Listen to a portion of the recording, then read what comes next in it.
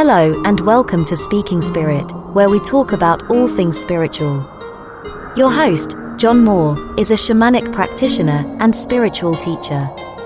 And now, here's John.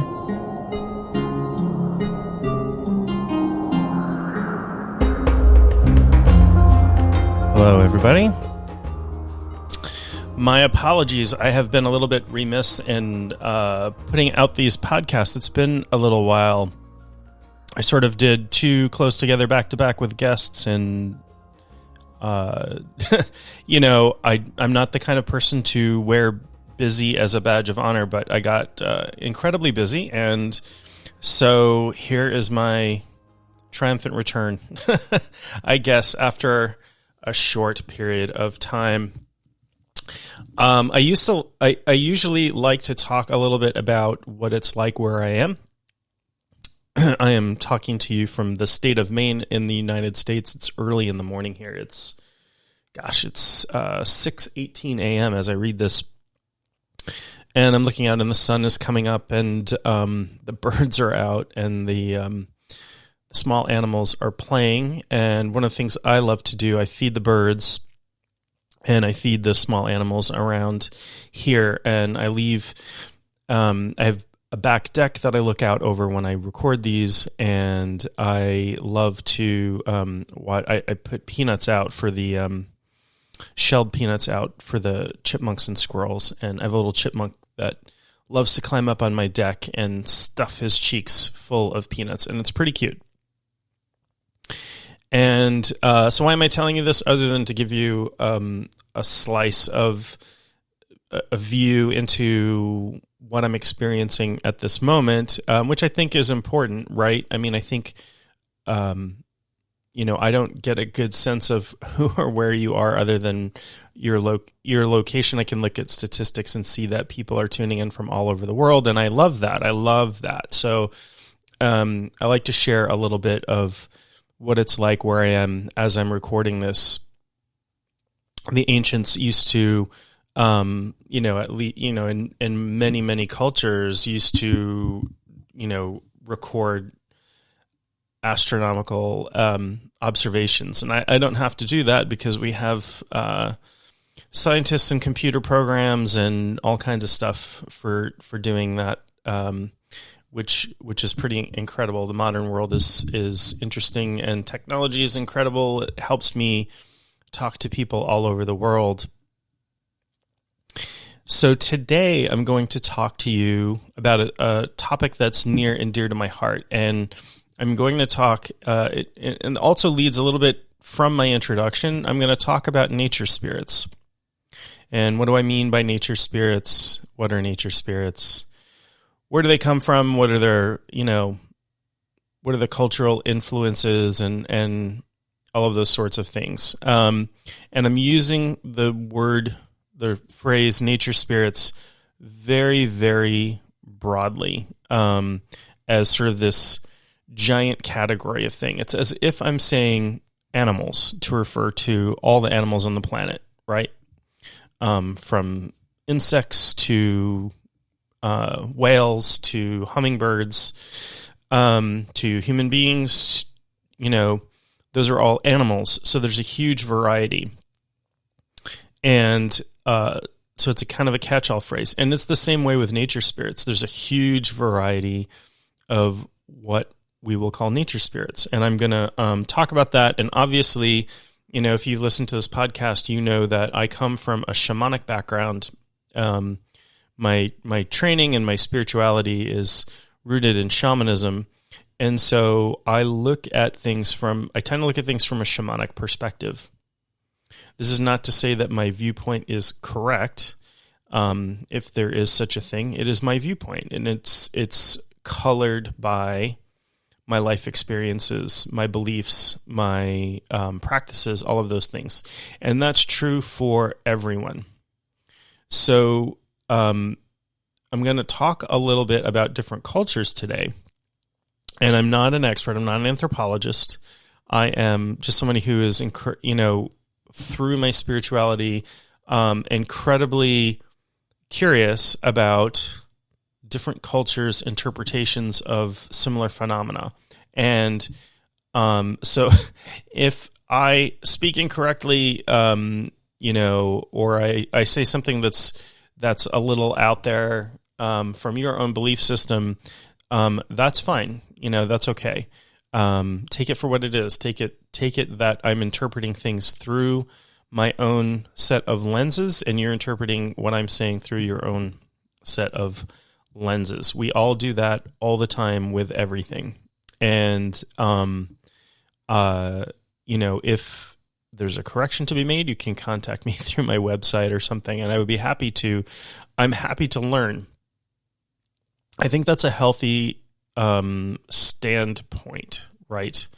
To assume that you might not know everything, and that, being open to learn, right? Come to things with a beginner's mind. It's, sort of a Zen idea, right? In the beginner's mind, there are many possibilities. In the expert's mind, there are few or none. So getting locked into our beliefs, getting locked into our little reality tunnel or reality box. We all live in a little box which is bounded by our beliefs. So sometimes we can experiment. We can try on different beliefs. What if this were true? What if that were true? And see how that works for us. And that can help us grow as humans. So anyway, I digress a little bit. I'm going to refocus now, and I'm going to talk about nature spirits. And what do I mean by nature spirits? So from a shamanic perspective, right, shamanism is an extension, I guess, from animism, which is the idea that all living beings have spirits. Even, some animists, I happen to be one of them, believe that even non-living things have spirits. So things that we would consider non-living, rocks and streams, even there is a spirit of the internet. There's a spirit of everything. And it's, again, like, that's a viewpoint, right? That's a point of view that I take, that I address everything as a spirit. My car is a spirit. And that, that might be a little shift too. I don't think of things as having spirits. I think of them as spirits. So in my viewpoint, everything there is a spirit. Some things that exist have a physical presence, have a physical projection, okay? So what that means is that, if I'm looking at the tree outside of my window, that tree is a spirit that also projects a physical presence of a tree. But not everything that is a spirit has a physical presence. And so this is where we get into the idea of nature spirits. So what am I talking about with nature spirits? So nature spirits are spirits of place, spirits that live sort of between worlds, between what we would consider the middle world in shamanism, which is the spiritual overlay of physical reality.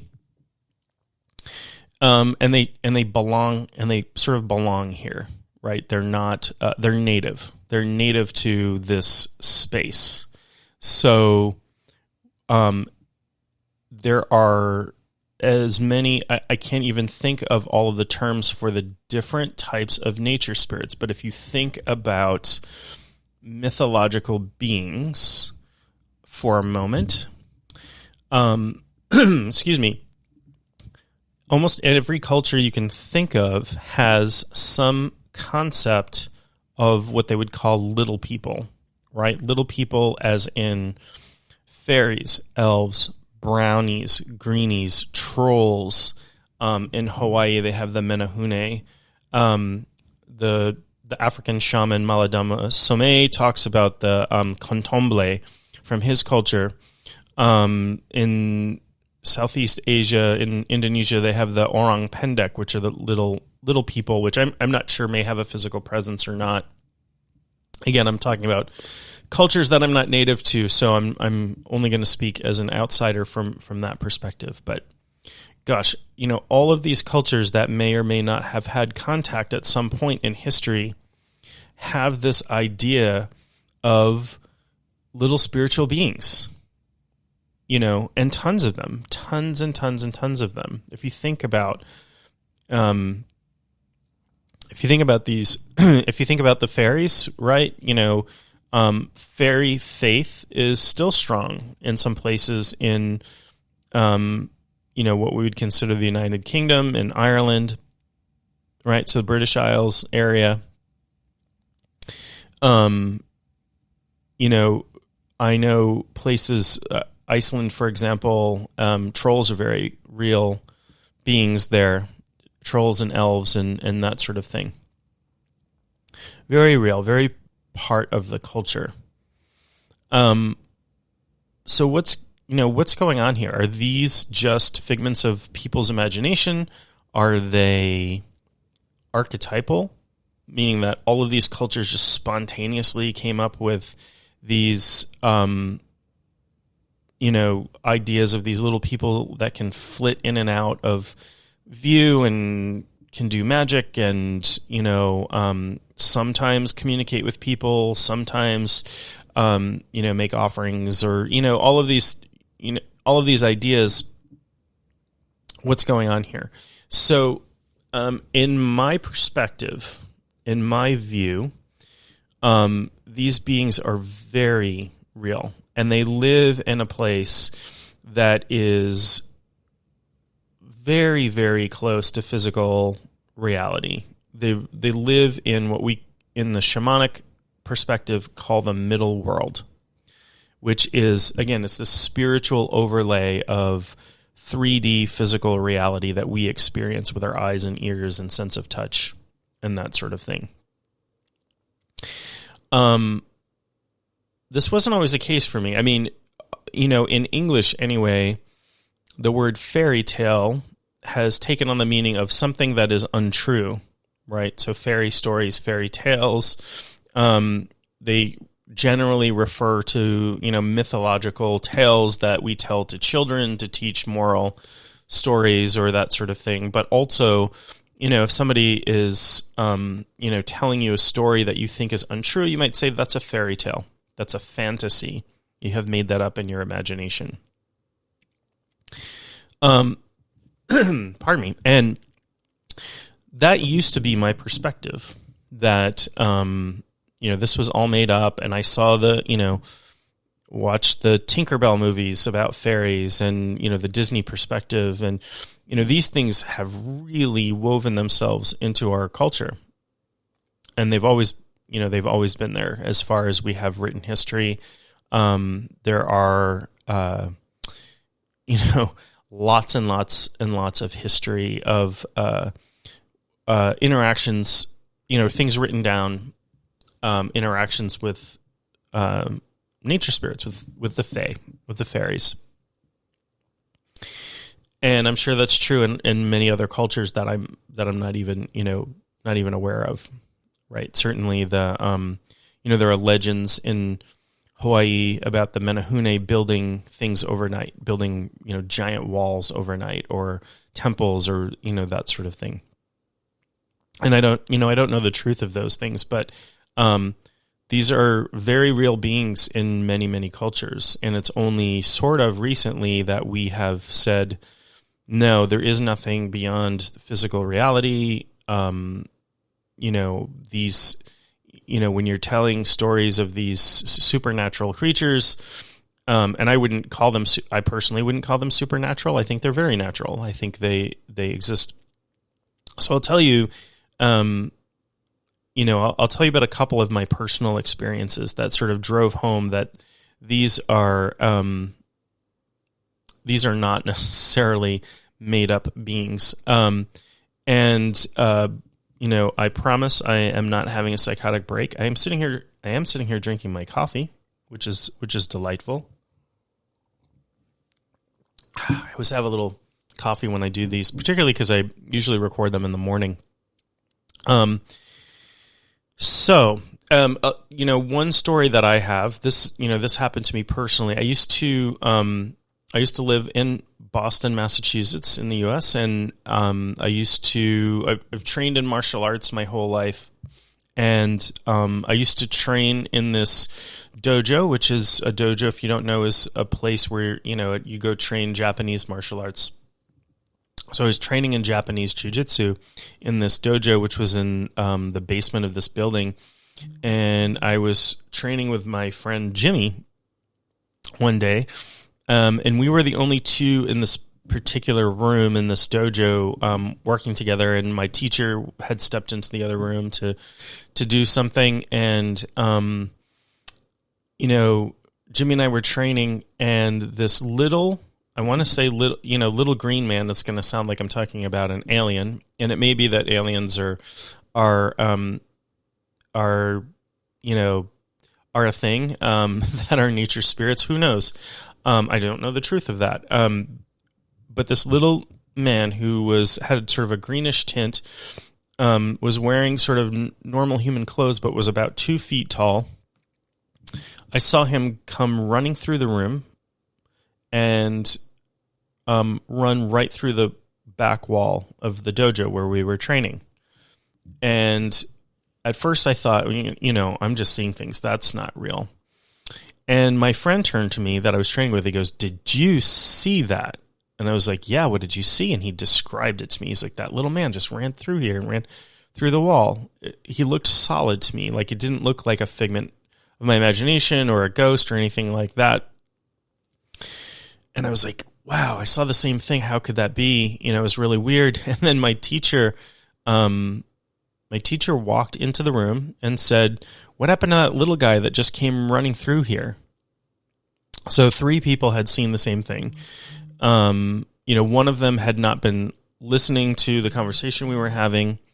So, something clearly was going on there. And then, later in life, I, started studying shamanism, and I would journey into the middle world, and I would realize that, oh gosh, there are these nature spirits everywhere. It's crowded. The earth is a crowded place. And my take is that the ones that we sometimes see are either able to sort of manifest in the middle world. And then, these are the ones that sort of normal, when I say normal, I mean people not like me, normal folk who are not practicing trance work or, traveling to non-ordinary reality like shamans do. They're experiencing beings that are very, very close to having physical bodies, or that have the ability to shift in and out of physical form in the middle world, right? So for me, it's just a matter of frequency, about being able to tune to a certain frequency. Like when I do a shamanic journey, when I enter trance, I can, what's happening is my brain waves are getting tuned to a certain frequency that allows me to perceive things that I normally wouldn't perceive, right, in 3D ordinary reality. And when I've done that, I have met all kinds of spirit beings in the middle world, nature spirits in particular. I remember meeting a being one time that was, said something to me, appeared female, and said, "I sing the trees to sleep at night." And I was like, well, that's kind of poetic and interesting, but, trees are not animals. They don't sleep. And then within a week or two, there was an article that appeared in some nature journal about the fact that trees, in fact, do sleep. They do have sleep cycles, which I totally did not know beforehand. They have, it's obviously not sleeping in the same way that we think of animals or humans sleeping, but they do have these daytime, nighttime cycles. So, my brain was making some sense out of some information. I sing the trees to sleep at night. My brain was making some sense out of some interaction with a nature spirit, and which turned out to have some scientific background to it. So over the years, I've encountered lots of different nature spirits, and so over this past weekend, in fact, I put a small altar in a wooded area of my the property I live on to the nature spirits, because I think it's good to particularly honor the spirits of place. Certainly they're in the fairy faiths, in the places where they still make offerings to fairies and that sort of thing.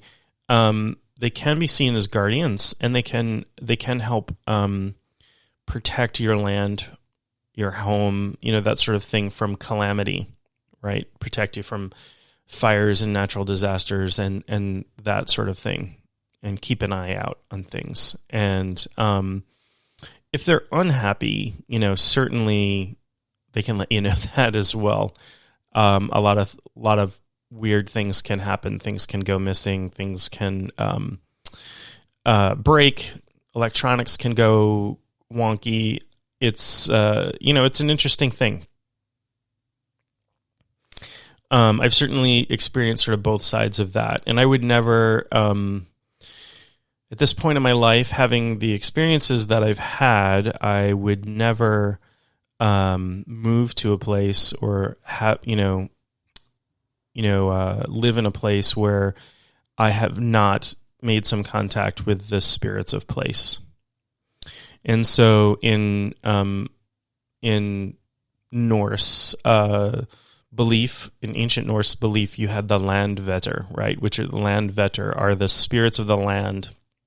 Okay. And in, even in Taoism, when you look at feng shui, which is, a lot of people think feng shui is about situating furniture in your house, and that, is certainly part of it from my understanding. But it is also about geomancy. It's also about looking at the flow of energy in a place and situating things in such a way that they're in harmony. And I find that a really beautiful way of looking at things, because when you get to the point where you can perceive spirit and you can perceive energy and that sort of thing, you realize that there are flows and stoppages and different frequencies and that sort of thing. So I want to talk a little bit about the middle world as well, because it's an important consideration. When I teach shamanism and I teach shamanic journeying in particular, we always caution people about the middle world a little bit, because it is a little bit like the frontier of the Western United States back in the day before it was really settled. It was a wild place full of dangers, and some people were friendly, some people were not, and that sort of thing. So, as I said, the middle world is full of spirits. It can sometimes appear crowded, actually, interestingly enough, if you're never alone. That's one thing. So think about that, before you litter or pollute something or whatever. There are people watching. And as I say this, there's a chipmunk just came up on my porch, and he's stuffing peanuts into his cheeks, and a crow just flew into my yard. So these are great omens. These are lovely spirits of nature with physical bodies that are showing up to say hi to me this morning. So the middle world is a very crowded place, and I always talk about it. It's sort of like moving around in a foreign city that you're visiting for the first time, right? And you don't necessarily know where the good neighborhoods are, or the bad neighborhoods, or if there are pickpockets in one location, or kidnappers, or or where there are friendly folk, or that sort of thing. So I do caution people to be a little careful in the middle world. And when we teach journeying in the middle world, we teach some safety protocols for that.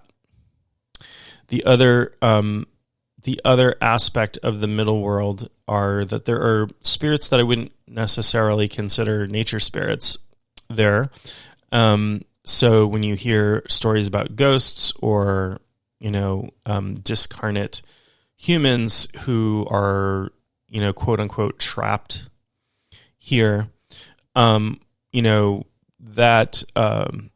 part of them that is trapped here is trapped. Stuck is a better word. It's not trapped. There's nobody trapping them here. People sometimes get stuck because they're killed and it's a surprise, or they're not ready to pass on, or there's some, there's a myriad of reasons why human spirits get stuck in the middle world. So there are suffering spirits in the middle world. When shamanic practitioners encounter these suffering spirits, even though they can sometimes appear scary or angry or be doing something that we would consider harmful, we tend to treat them like clients because they're suffering beings, right? And they deserve compassion. And so we do work frequently that's called psychopomp work, and psychopomp is a word that it comes from the Greek, which is sort of it means sort of the conveyor of spirits. Psycho, even though we get the word psychology from it, and it tends to mean mind in English anyway. Psycho is actually a word that means spirit in Greek, and so psychology actually would be the study of the spirit, but we know it as the study of the mind. And so psychopomp is, an individual, could be non-human individual, but an individual that helps shuttle spirits to where they're supposed to go.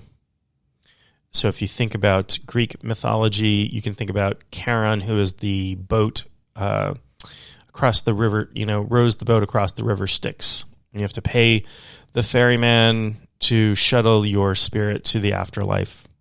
Okay, so there, if you think about Norse mythology, you have the Valkyrie who worked for Odin, who took his, the people that were going with him after battle up to Valhalla. So there's there's this cross-cultural, many, lots and lots of different cultures have this idea of a psychopomp. Well, in most shamanic training, if you're trained as a shamanic practitioner, you do learn to do psychopomp work because we have this sort of equal vision of all spirits. So again, we would treat discarnate humans as if they were clients and help them. We don't banish, we don't bottle spirits up, we don't enslave spirits, any of those things. I know there are cultures where that is a thing, where they do that, and I don't want to cast judgment, so I won't. I'll hold back. I would just say that that's not something that I personally would do, or anybody in my tradition would do that. So I will leave that to you to. There's a difference between sort of enslaving and capturing and enshrining. There are cultures where spirits are enshrined, and they're sort of free to come and go, and sort of that kind of thing.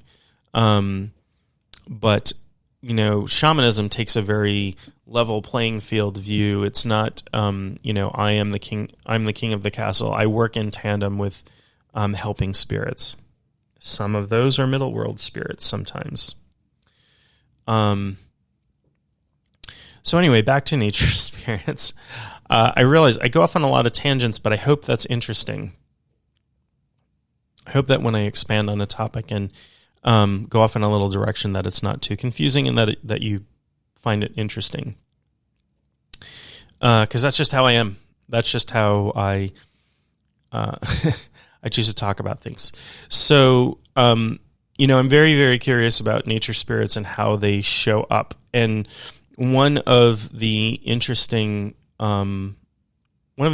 phenomena to me is that, again, there's this description of little people in many, many different cultures, right? The Menehune in Hawaii, the Faeries, trolls, elves. I guess trolls aren't necessarily little people, but elves sometimes are perceived as little people. Sometimes trolls are. Leprechauns, certainly, all kinds of beings are perceived as little people. Brownies, green sleeves is another one, or not green sleeves. I'm sorry, that's the song. Green coats is another word for them, which is interesting because the first nature spirit I can remember encountering was wearing a green coat. Before I knew that was a thing. So, what's going on with this little people? Why are they perceived as small? Are they actually small? Are they smaller than we are? So the answer to that is a little bit complicated. One answer I will give you is that they're, in journeying and doing shamanic journeying, nature spirits are all different sizes, from teeny tiny little beings, the size of your, half of your thumb, to giants. Giants are another thing, right? Giants are, lots and lots of different cultures have this idea of giants. And whether there were physical giants or, just, the idea of, spirit beings that are just really huge, that's been my experience. I've experienced some very large spirit beings. So if you journey in the middle world, you'll encounter nature spirits that are all different sizes, that are small and tall and human size and, animal size and all kinds of stuff. Many of them appear humanoid. I won't necessarily say human, because they can be very different. Morphologically, they can be very different. They can have, for example, be sort of short and stout, like, I don't know, a little chubby elves. If you think about I don't know if they have this in other countries, but in the U.S. we have the Keebler elves that make cookies and live in a tree. It's a brand of snacks and cookies that are, they created, commercials with these little chubby elves. So there's that. There's creatures that have very long limbs. There are creatures that appear to be part plant and part animal, and you see the green man in Celtic culture, right? Who is this, usually pictured as like a face with leaves growing out of it, kind of thing. I've experienced similar nature spirits, and I don't know for sure that the green man is a nature spirit. I'm just saying, the appearance wise, this seems to be something I have encountered beings that are close to that, and so some of them fly, and some of them swim or live in the water, and some of them walk on land. So again, there's this huge variety, right? There's this huge variety of these nature spirits. Most that I have encountered have been humanoid, but not all of them, certainly. And there's the idea of mythological creatures as well. So, from dragons to, sort of non-human mythological creatures. And do these exist in the middle world? That I'm not sure about. I don't know. I haven't encountered a dragon in person. I suppose that would be a really interesting thing for me to explore. But dragons seem to be part of every culture as well. So there's probably something there, right? You have certainly dragons appearing in European cultures. You certainly have dragons appearing in East Asian cultures. So, and you know, how does that happen? I don't know. I mean, unless there's some sort of cultural exchange of the idea of dragon, or it's an archetype, or I don't even know. So is it possible that dragons are spiritual beings that exist in the middle world? I suppose, right? I do know people who have encountered dragons in journeys, usually not in middle world realms. So there are places where you can travel and journey where you're more likely to encounter mythological beings. But they're sort of more ethereal than kind of middle world. And then there's, I'm thinking of the, St. George, the Dragon Slayer in the patron saint of, I think it's the patron saint of, I don't know if it's England or London specifically. I think it's England. The patron saint supposedly slew, right? Slew is the past tense of slay. I don't know. Slew a dragon. So that's kind of an interesting thing to explore as well. Like why, and certainly in European stories of dragons, and when we see like Tolkien's, the Hobbit and all of those stories, dragons are not necessarily nice beings. They hoard gold and all of that sort of thing. And so I think there's definitely some cultural overlay there as well, where in some East Asian cultures, dragons are seen as protectors, and as protective spirits. So I don't know, there's certainly some cultural overlay. So my experience with the nature spirits is that they, the temperament really differs, right? It's just like human beings, just like if you're wandering around and, in a city you don't know, if you're journeying in the middle world and you encounter nature spirits, some of them will be indifferent to you. They won't care that you're there. Some of them would be curious, like, hey, what are you doing here? You can see me. Some of them will be overjoyed to meet you. Some of them will be angry that you've interrupted them or, entered their space without permission or without an offering or that sort of thing. So it's best to be careful about these things, and there are lots and lots of cautionary tales among the cultures that follow sort of fairy faith or believe in little beings or that sort of thing. And there are lots of, there are lots and lots of recommendations about leaving offerings, or don't step into a circle of mushrooms, or don't trot along certain trails, or, that sort of thing.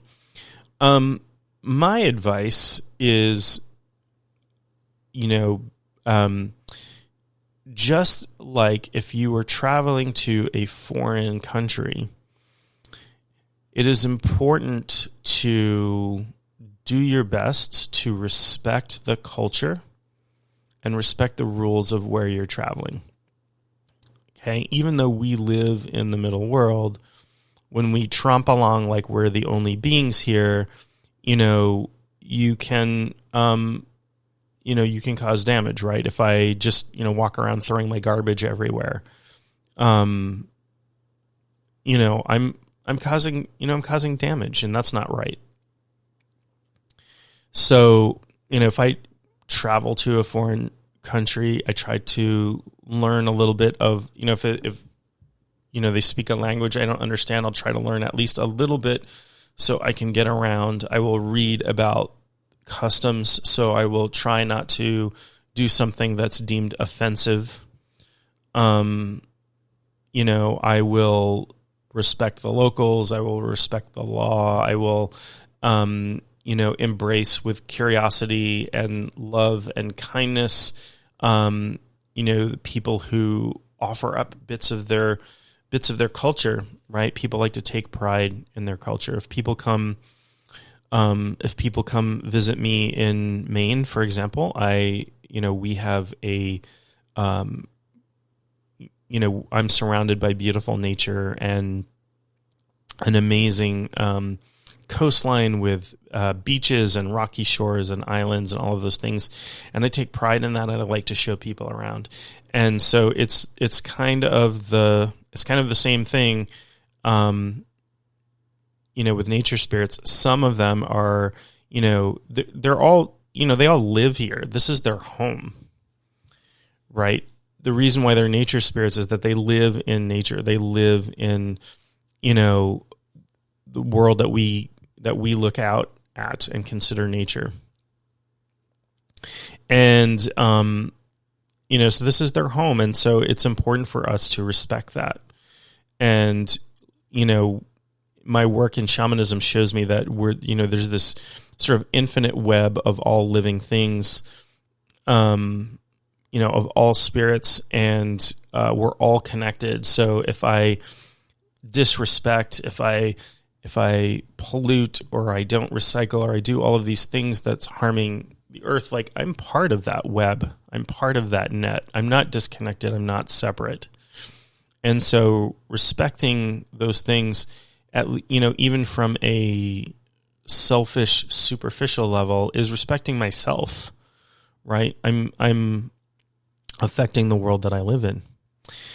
So, when you walk in nature, when you go in nature, go in reverence, right? Show respect, whatever that means.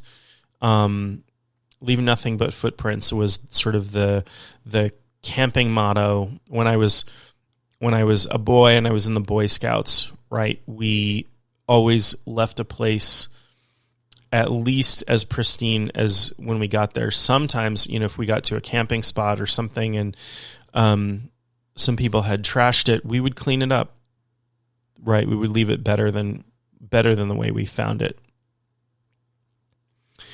So the lesson there is, how do we as humans leave places better than when we found them? And it's hard because we make an impact just by living on the planet, by eating food.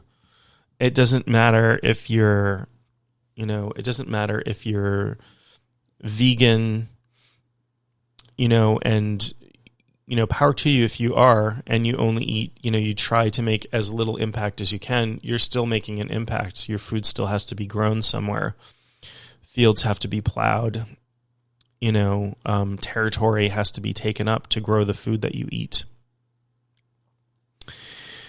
So we do make an impact. So how do we look at that? How do we lessen that? How do we live in better harmony? And, it's really about those small choices that we make. Do we choose to recycle? Do we choose to compost? Do we choose to, participate in beach cleanups in our area? Or do we just treat the earth as if it's disposable? And, and make the nature spirits angry at us. We don't want to do that. When we live in harmony with them, they will take care of us. Most of them will take care of us. They appreciate it. When you make offerings, you don't have to change your belief system, or believe, or do nature worship, or become a shaman, or practice animism, any of those things. By making offerings, it could be simple. You could feed the birds, right? I have a bird feeder, and I feed the small mammals in the area. I put out foods that I'm very conscious of that are healthy for them. And it's especially important where I live over the winter, where a lot of birds have trouble, can have trouble finding food. So I do put food out for them, especially in the winter. and it increases, there is research to show that it increases the survivability rates. So, I'm taking care of the animals, I'm taking care of the environment, I'm very keen on recycling and, taking a stance on things, trying to be as ecological as I can be, but also keeping in mind that no matter what I do, just the fact that I exist on this planet and I use electricity and I have to use fossil fuels for the time being. I don't have any other way to get around. I would love to own an electric vehicle, but that is, it's a little outside my price range at the moment, but someday in the near future, I'll be able to reduce my impact on the world. So it's about making conscious choices. It's about choosing, choosing things that, if given two choices, I try to make one that is less impactful. If you so desire, you can, actually, leave real offerings for nature spirits. Really, I find you want to honor the spirits of place. And so where I live, I live on land that was traditionally occupied by the Wabanaki people. At least, my understanding is a big confederacy of people, Wabanaki people, and, one traditional offering for this area might be cornmeal, right? And so I will offer cornmeal in this area simply because that's a historic offering, right? That's something that has gone on here forever. Sometimes I will also offer mead, which is honey wine. I'll put out a little cup of mead as an offering in honor of my ancestors who were Scandinavian and that sort of thing, and some other offerings as well. Like I said, I put out food for the birds. So if you so desire, you can put out offerings for nature spirits, and that seems to be a big part of animistic culture all over the world, and it's a way of living in greater harmony with the nature spirits that are around you. So I hope this has been interesting and certainly somewhat enlightening about nature spirits and what they are, and they have always been here. They will always be here. Time doesn't have as much meaning in time and space don't really have as much meaning in the spirit world, and that's sort of why sometimes these nature spirits appear to us as being small, but they do come in all different sizes and shapes and forms and that sort of thing. There's quite a variety. Anyway, I will leave you with that. I will get back to recording these on a more regular basis. I wish you all well, and we will talk to you next time.